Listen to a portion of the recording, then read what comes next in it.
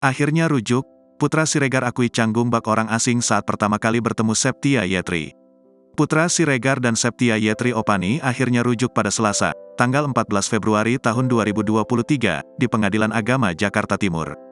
Momen rujuk Putra Siregar dan Septia Yetri Opani ini bertepatan dengan Hari Kasih Sayang atau Valentine. Menurut Putra Siregar, apa yang terjadi antaranya dan Septia Yetri Opani sudah bagian dari takdir Sang Maha Kuasa termasuk saat keduanya memutuskan untuk rujuk. Iya ya, benar ya, Valentine. Allah yang setting kali, ujar Putra Siregar, dikutip dari YouTube Was-Was, Rabu, tanggal 15 Februari tahun 2023.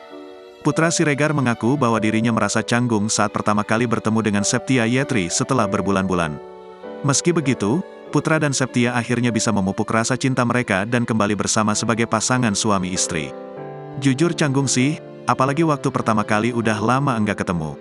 Itu benar-benar kayak orang asing, ucapnya. Peran anak dalam proses rujuk Septia dan Putra Siregar juga dirasa sangat besar, karena keduanya mulai bersatu secara natural. Tapi jujur pas abis ketemu anak, sampai sekarang kayak udah lebih baik.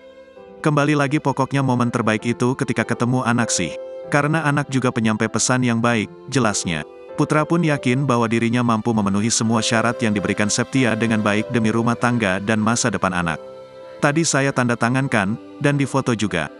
Mudah-mudahan saya istiqomah, sanggup mengabulkan apa yang diinginkan istri, jelas Putra Siregar. Terkait alasan Septia mau rujuk dengan sang suami, ia mengatakan bahwa Putra telah berjanji untuk memenuhi semua syarat yang ia berikan.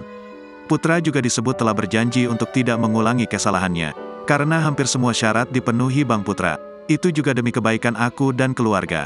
Cabut gugatan, mungkin setelah akta perdamaian keluar, sambung Septia Yetri Opani.